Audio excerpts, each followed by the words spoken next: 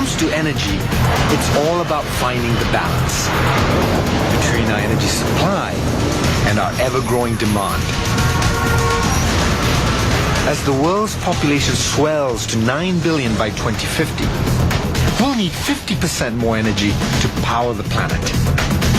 Every single person, every single car, every single building is going to use more energy. Oil fields are beginning to run dry. Oil and coal threaten our environment and climate. And finding fuels of any kind won't be easy. We're looking at oil up there, oil over there. We're going to look everywhere. How do we balance the energy our planet has and the energy we will need? It's still just at the first inning of a 9-inning ball game, in my view. I'm M. Sanjan, and the race to power our future starts now.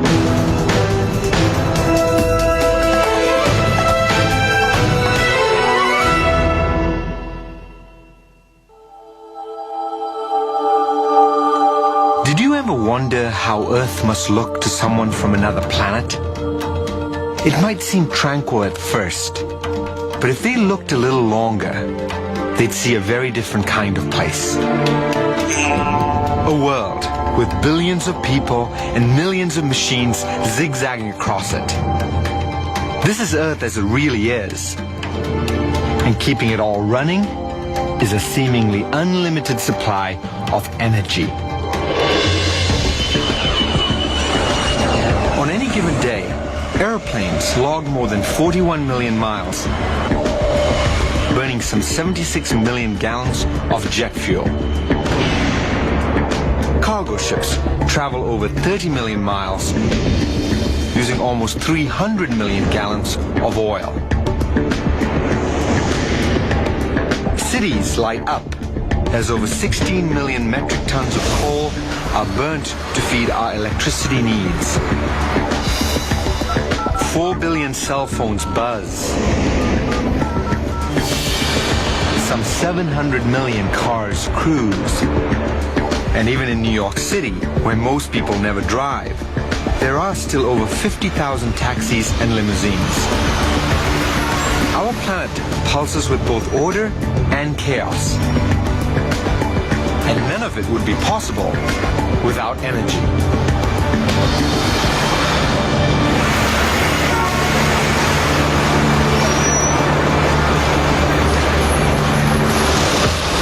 Our homes and villages and towns and cities all bustle with activity because of our ability to harness energy. If we stop for a moment and add all that up, we find out that we humans use an awful lot of it. At least 15 terawatts of energy every single moment. That's 15 trillion watts of energy burning all the time, every day. We all know a watt is a unit of power. It takes 100 watts to power a standard light bulb. Well, it takes an average of about 15 trillion watts to power everything we do, everywhere on the planet, every single day. The key to keeping civilization humming is to keep that power coming. And to do that, we have to solve an enormous math problem. We are constantly balancing energy supply with energy demand. On the demand side, we've got people, appliances, homes, cars, airplanes, and cities. Add it all up, 15 trillion watts. And for supply, all the sources of energy we tap to feed this demand. These days, more than 80% comes from what we call fossil fuels. Oil, a third. Coal, a quarter. Natural gas, a fifth. The rest comes from a mix of other energy sources. Nuclear, hydroelectric, and a tiny fraction from wind, solar, and geothermal energy. This has always been our challenge with energy, to satisfy our needs with the available supply of power. And it's getting harder to do. For one thing, demand is rising as our population grows. The more there are of us, the more energy we use. Supply is becoming problematic. Oil is getting harder to find, and it comes mostly from foreign sources. Not to mention potential risks to the environment. Coal is cheap and still relatively abundant. But like all fossil fuels, burning it contributes to climate change. To solve our looming energy problem, we've got to understand it. Both how much energy we have and how much we will need. Everything we do, from individual actions to actions we might take as an entire species, ultimately affects this balance. With billions of people and trillions of watts of energy, it's hard to know where to start. So let's try the beginning.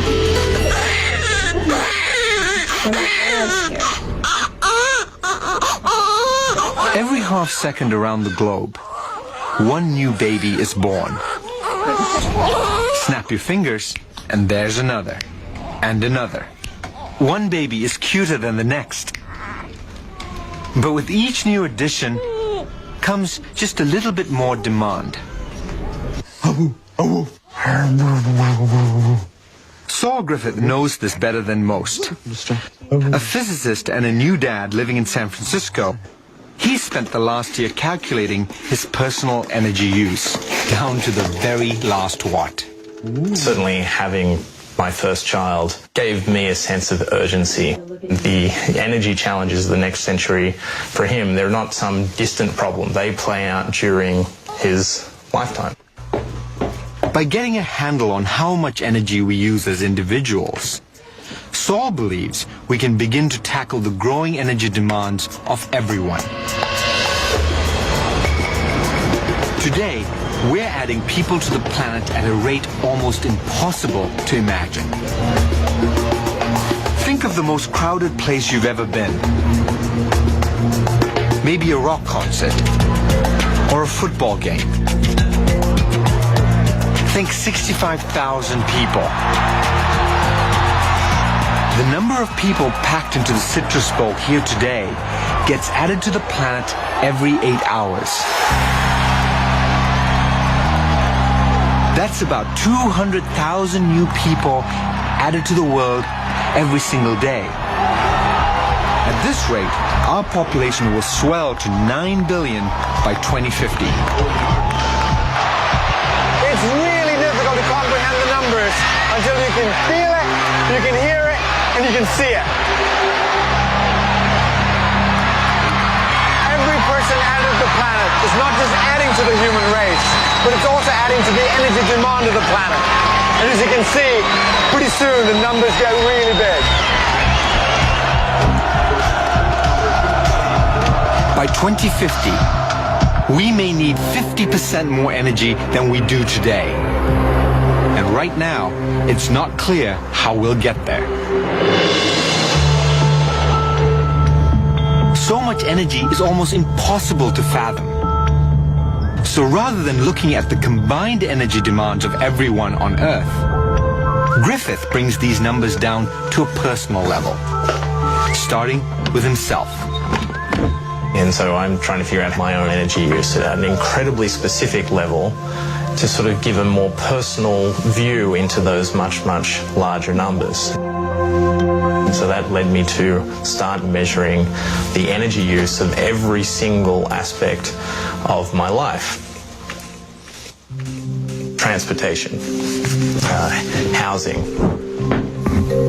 the energy in the food that I eat and the production of that food.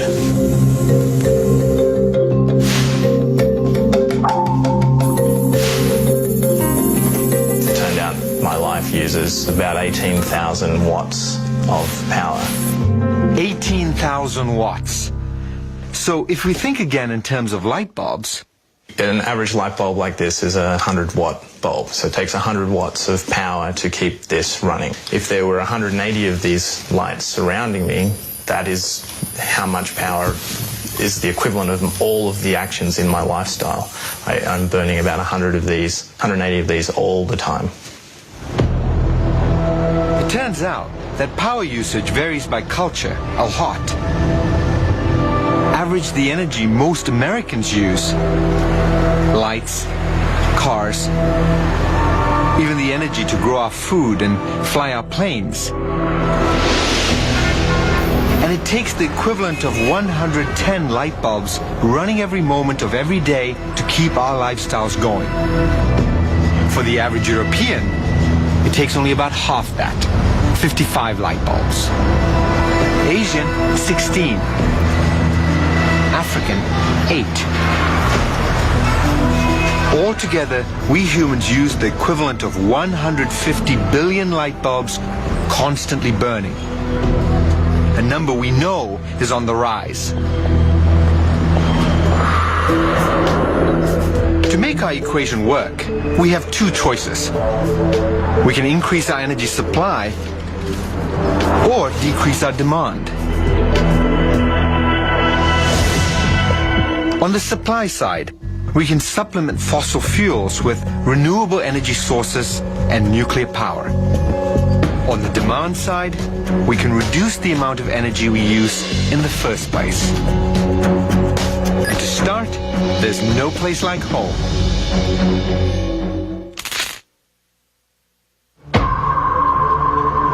If we want to make our energy supply go further, a good place to begin is by reducing our energy demand. And in this country, it's easier said than done. In the United States, A land of wide open spaces, our lives have become supersized.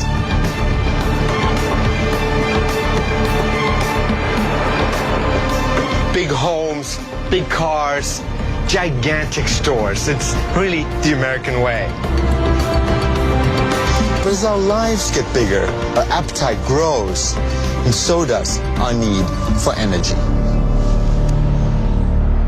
before we can drive our demand down, we need to understand how we spend all this energy in the first place.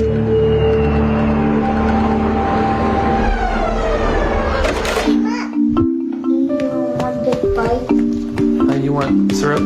The Tomlinsons are a typical American family. Juice?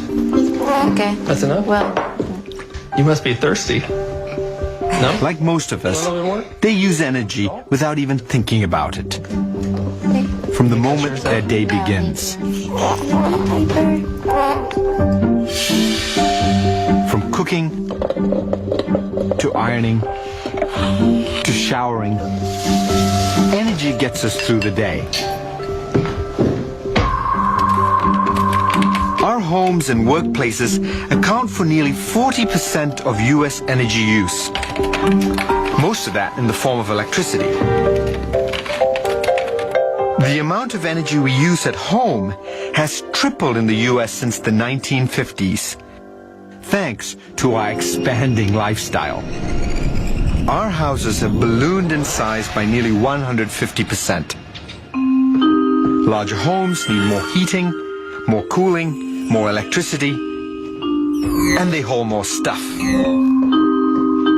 Today, the average American home has 25 devices plugged in at any given time, up from 2 devices just 60 years ago. From electronics to appliances, the modern American lifestyle depends on them. And for every Tomlinson family, there are other families all over the world trying to be just like them. A rapidly growing pool of new energy users. For the Zhang family in China, American-style conveniences have become a necessity. There are many household electronics here. Essential things, including 6 air conditioners, a refrigerator, a washing machine, 2 televisions, 3 laptops. I think there are enough for basic living. The problem is, what's considered basic living keeps changing.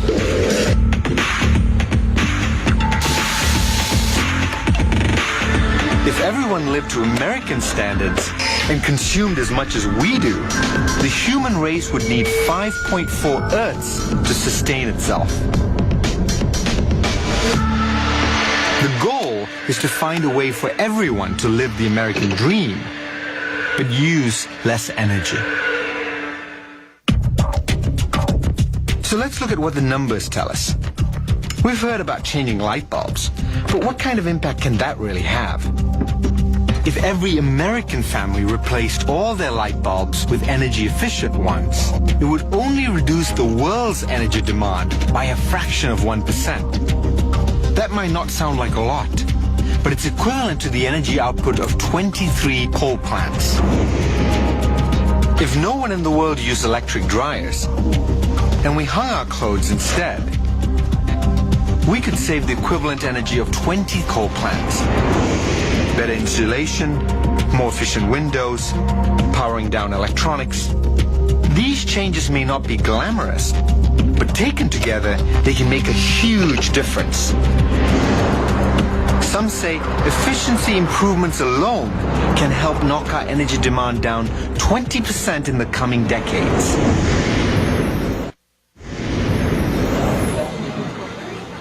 Everything we buy or eat carries a hidden energy price tag. If you have any doubts about that, just have dinner with Xavier Bengoa, a professional life cycle analyst. He tallies the energy cost of everything we consume, even a simple glass of wine. In order to get your glass of wine here, there are probably about 2,500 industrial processes involved at some point. The pesticides and fertilizers used in growing the grapes, the glass that was manufactured to make the bottle, the shipping, all required energy that's embodied in every sip. Light bulb or... That's not to single out wine. A ballpoint pen, the plastic, the ink, the tungsten ball at the tip. It all takes energy to make. The lithium battery in your cell phone, the leather in your shoes, takes energy. Most of the energy behind everything we buy gets burnt before it even gets to us. So if there's one thing that you as an energy expert would do to change your behavior or my behavior, what would that be? I'd eat less meat.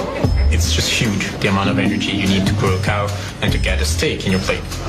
Turns out, raising cows takes a long time and a huge amount of energy. You need to feed them for years before you get your steak.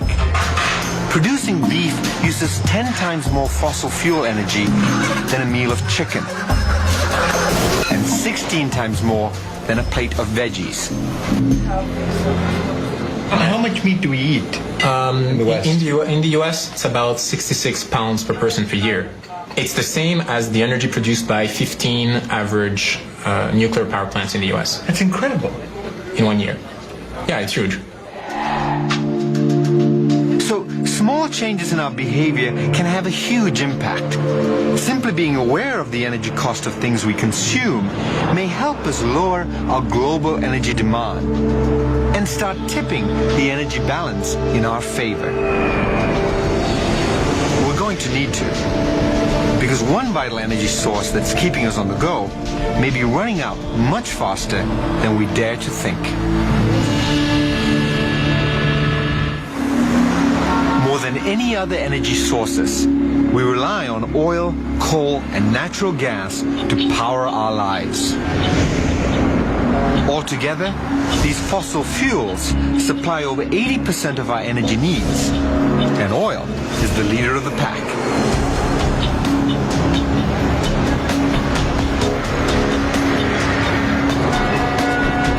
Today, oil is at the center of our entire economy. Goods are manufactured in every corner of the world and shipped in every direction. It's a finely tuned machine, and none of it could happen without oil. In the U.S., we consume over 870 million gallons of oil a day. That's 588,000 gallons every minute. These numbers are all too familiar to ecologist Charles Hall, who's been raising alarms about our oil addiction for decades. This is the essence of our civilization. People say that we live in an information age or that we live in a post-industrial age. That's not true at all. We live in an oil age.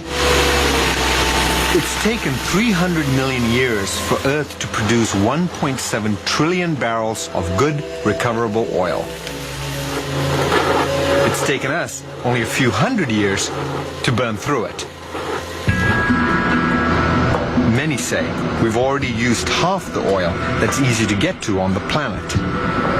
Any non-renewable resource goes through a period of discovery, figuring out how to use it, an increase, a peak, and a decline as the resource is exhausted. For the United States, the peak in oil was in 1970. We're halfway down the other side of the curve. Well, oil's still here, it's still important, but it isn't anything like it used to be. Our solution to oil shortages so far has been simple. Drill for more. And from miles below the ocean to the frozen high Arctic, our appetite for oil has taken us to places so hostile and remote, they were written off just 10 years ago. The oil sands of Canada are a perfect example. Trapped in this dirt are nearly 7 trillion gallons of oil. Enough to last at least 100 years. The reserve is second only to Saudi Arabia's. The trouble is, the oil isn't nearly as easy to get.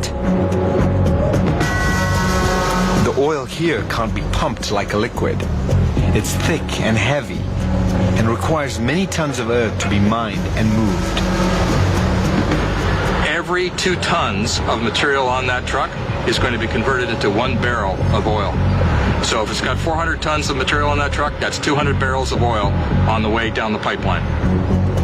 Before a single gallon makes it to a pipeline, though, the oil has to be extracted from the sand, requiring extreme heat, enormous amounts of water, and a whole lot of energy. In other words, it's starting to take a lot of energy to make energy. Until recently, the beauty of oil has been that it didn't cost that much to get it. Back when we first started pumping the stuff a century ago, it took only 1 barrel of oil to get 100 out of the ground. Today in Saudi Arabia, it takes 1 barrel to get 20. And here in the Canadian oil sands, you have to use 1 barrel to get 5. We're looking at oil up there, oil over there. We're going to look everywhere. But at some point, it's going to cost you more oil to find the next barrel of oil, or certainly to find and develop it. That's the end of the oil age. Even if we can somehow find a way to keep the oil taps flowing, continuing to burn it may cause us an even bigger problem. Every time we fire up an engine and put our foot on the pedal, we're sending carbon dioxide into the atmosphere. It's hard to appreciate since we can't see it. So let's see it. Imagine every mile you drive, your car dumps out a pound of trash onto the highway. Now imagine all the other cars around you are doing exactly the same. Well, that's what we're doing with carbon dioxide. The big SUV, 2 pounds per mile. The giant truck, well, that's 10 pounds per mile. Ships drop about 4,000 per mile. Airplanes, about 250. Add to that the world's coal plants, which dump billions of pounds more. Well, all those pounds start adding up pretty quickly, and they stay in the atmosphere for a very, very long time. And that, most scientists agree, is really bad news for the climate. All this accumulating carbon dioxide is beginning to raise the Earth's global temperature. If we want the climate to stay within a safe range, most scientists say we'd have to dramatically limit the amount of fossil fuels we use by 2050. Instead of making up 80% of our energy mix, as they do now, fossil fuels will need to drop down to about 15%. And our other energy sources will need to make up the difference. But maybe changes in our behavior can lower the amount of oil we need. If everyone cut their driving in half, we would save about 2% of the total global demand. It doesn't sound like much, but that's still 50 billion gallons of oil, equivalent to taking every single vehicle off the road for nearly 40 days. Can't drive less? Not to worry. There's no one-size-fits-all answer. Share a ride to work with just one other person. Buy a car that gets double the mileage. Or telecommute 2 to 3 times a week. Each, in effect, halves your need for gas. We can all find unique ways to get our numbers down. But no matter how much we reduce our energy use here in the US, there are important new players on the world stage today. And their appetite for energy is only growing.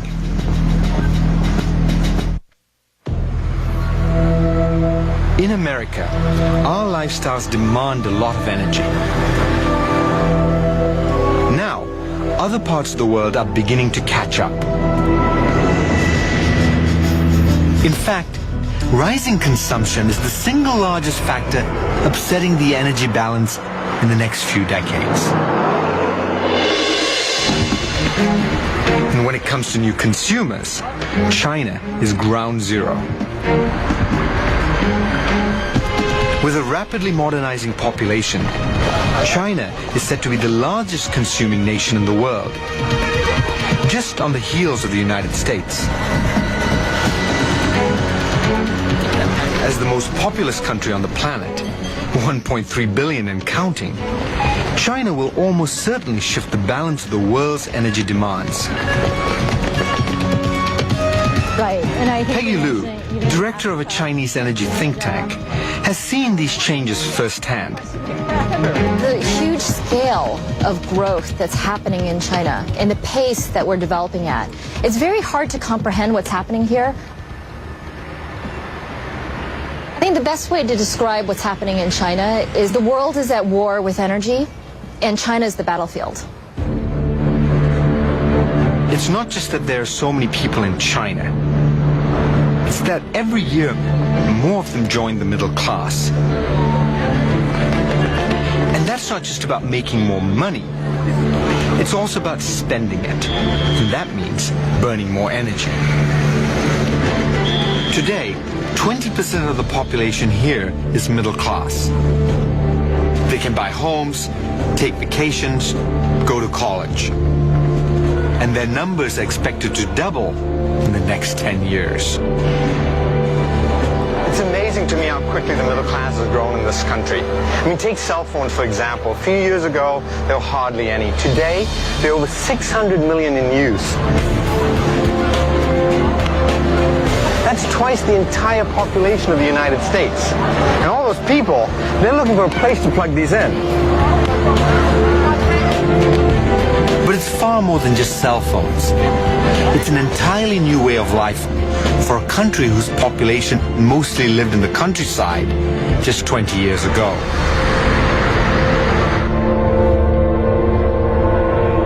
Zhen Jiang only wants the best for his daughter. A comfortable life, a brighter future. Today, more and more families are moving to urban centers like Shanghai. That's where the jobs are.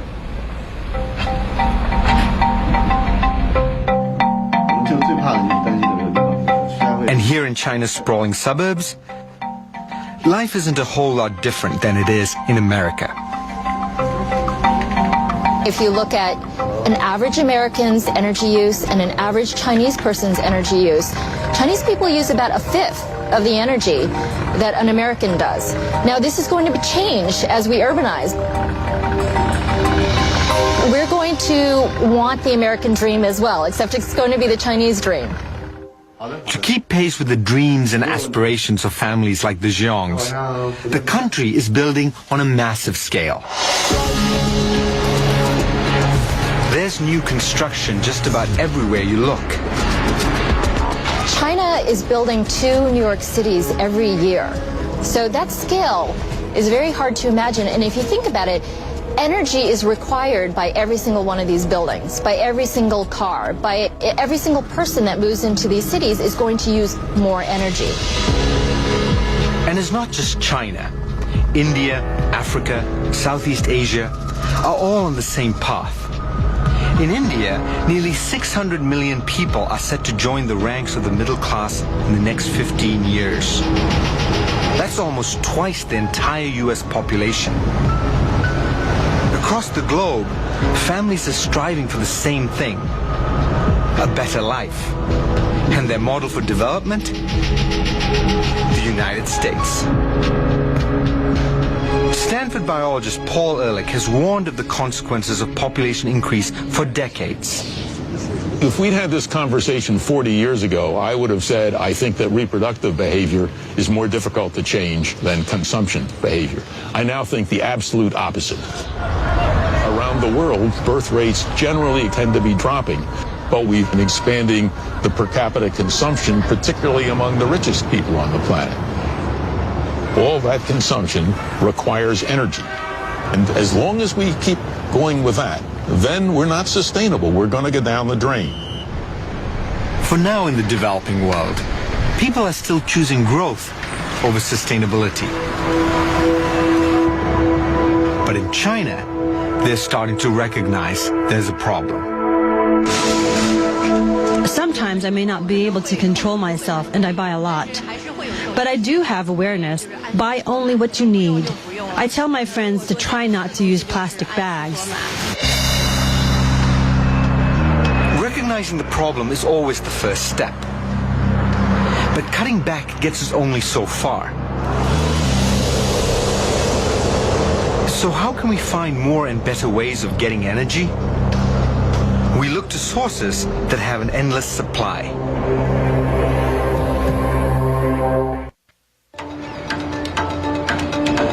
If energy supply has any chance of keeping up with rising demand, we'll need creative new ways to make up for the shortfall. And that means looking more closely at all the forms of energy around us. And some of them are closer than you think. Energy is not obvious to us. We don't really see the wind, but we feel the wind. We feel the solar energy as warmth on the side of our face. It's not intuitive because it's not visible. But if we start to look a little more carefully, we start to see all the energy around us, both the ways that we use energy, but also all of the energy forms that we could be using to power humanity. But are all these other forms of energy really up for the job? Could we increase our energy supply without the help of fossil fuels? Well, let's see. What else have we got? Nuclear power already provides 9% of the world's energy. Griffith thinks it could provide up to 15%. But while it's clean and consistent, it's also costly and controversial. It can help, but it probably can't do it alone. So what about renewable energy? The kind we can collect from sun, wind, and waves. Potential wave energy on our coastline can power about a fifth of world demand. While it will be useful to use wave power to supply humanity with energy, it's not the entire answer. Hydroelectric power can supply about a third of our total global energy needs. But that's if you dammed every single river on the entire planet. We've already dammed many of the biggest. We start getting somewhere with geothermal energy. It spews 1.5 more times the energy we all need. Wind is is even better. There's enough wind to power the planet 30 times over. In theory, wind power could power all of humanity's needs alone. And finally, there's solar. Right now, it only supplies less than 0.1% of our world's energy needs. But there's enough of it out there to power humanity 4,000 times over, forever. There's no question the energy is there, if we're willing to tap into it. And in the US, we have our fair share. Let me draw it out for you. In the United States up there, East Coast comes down. You got Florida down there and Texas here. Well, most of the wind energy is really concentrated in these middle states here. And of course, offshore here and here. For geothermal energy, ground zero is really the Northwest. And of course, the desert Southwest here, well, that's the hot spot for solar. Trouble is, when you look around here, there are no roads here, there's no infrastructure, and there are no transmission lines. And that brings up a big challenge. How do you get the power from here to the cities where it's needed the most? About 300,000 miles of transmission lines carry power across the US. But very few of them run to areas where renewable energy is most abundant. So, retooling the grid is one of the biggest hurdles alternative energy has to overcome. The fact is, none of this will come easy. To meet rising demand, we will have to create more energy than we ever have in all of human history. And to do it by 2050, we need to start building right now. Saul Griffith has crunched the numbers. Let's say we want 70% of our new energy to come from equal parts solar, wind, and nuclear. We'd have to install 1,600 square feet of solar panels every second for the next 40 years.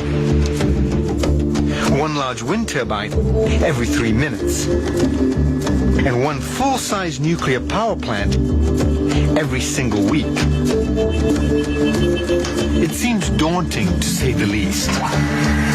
But we've faced challenges like this before and found ways to overcome them.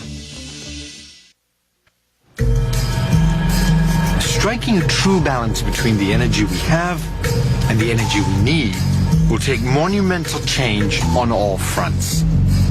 But even if the task at hand seems overwhelming, we've faced big problems before. We've already shown that in 5 or 6 years, you can totally transform the economy. In 1941, the U.S. produced something like 3 or 4 million passenger cars. And then we had a little event on December 7th called Pearl Harbor. And the next year, we started to produce airplanes and battleships and guns. And then in 1945-46, we turned it all around again, and we went back to producing refrigerators, passenger cars, and so on and so forth. When you have the right mobilization, you can change how you use energy. But do we have that capacity today? There are plenty of car companies out there churning out a car every few minutes. No reason they couldn't do the same with solar panels and wind turbines. We use aluminum to manufacture 110 billion soda and beer cans each year. If we build the same quantity of solar mirrors instead, we could generate over 10% of our total energy requirements in a decade. Technically, America and all of the industrialized nations need to very radically change what we're focusing our industries on. It turns out that across the country, manufacturers are already retooling, churning out new technologies as well as jobs. Iowa-based Trinity Structural Towers is doing that one wind tower at a time. When we found this plant a couple of years ago, it was producing Maytag appliances and shutting down.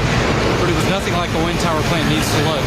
Now we've got high ceiling cranes, bringing very heavy steel through. we're able to use what this plant already had, convert it to new energy with wind towers, and use a lot of the existing labor that was already in place. Renewable energy isn't just good for the planet, it's good for business. Trinity's come from no wind towers being built about 5 years ago to well over 1,000 towers a year. Revenues of about $400 million a year. Shows you that we and others can grow our capacity to meet the wind tower demand. And there's plenty of business to go around. How you doing tonight? Another company, TPI Composites, is building 150-foot turbine blades. Basically, for the last 18 months, we've been on a 24/7 pace. Our goal is to basically make a blade every day. The United States has the world's fastest growing wind market, with over 8,000 megawatts coming online each year, enough to power about 2.5 million homes. TPI's plant manager, Kruger Tuttle, is riding that wave. It really is about the energy future in our country. You know, and that's the sense of calling for me, because we're really doing something that matters. So there you have it. The energy is out there, and we have the means to harness it. Now, it's time to tally up what we'll need to keep civilization running. On the demand side, we can drop the number of watts and lower our global energy demand by 20% in the coming decades. To bring us the rest of the way, while it's clear we can't rely on fossil fuels as much as we have in the past, they will always be part of the equation. But we're also going to have to rely on a combination of renewable energy sources. We can continue to use our existing hydroelectric power, but add to it more solar, wind, geothermal power. Then add more nuclear energy. Add them all up, and we meet our total global demand. Of course, this is just one way to slice the energy pie. Depending on our needs and emerging new technologies available to us, there may be countless more options. It's going to take all of us to balance the energy equation. We need to come together and accelerate solutions. And only with collaboration can we get to a green, cleaner planet by 2050. We've got a long way to go to get there. It's still just at the first inning of a 9-inning ball game, in my view. It just takes commitment and passion and a willingness to do it. In the end, it's all about choices. It's clear we can make these numbers work if we really want to. By reducing our energy needs and upping our clean, renewable supply, we can strike that perfect balance. It won't be easy, but if we want our kids and our grandkids to enjoy this world as we have enjoyed it, then we'll have to make the right choices. After all, this crowded little planet is really the only home we've got.